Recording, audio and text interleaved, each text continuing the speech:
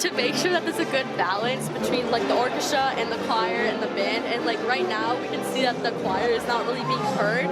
So it's really good that we get to have this chance before the concert to do it. Because we've never practiced all together before. So it's our first rehearsal and it's the day before the concert. A little stressful.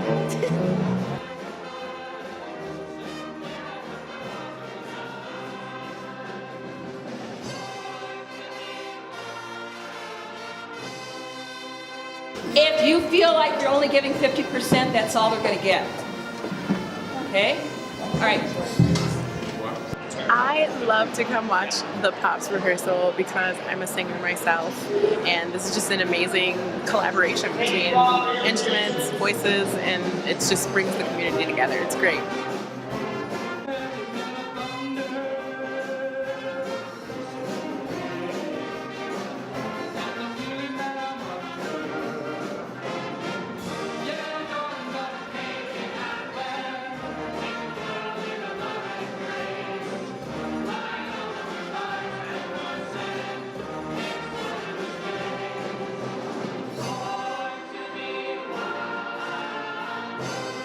Yeah, just get another. Because I get to hit it right here.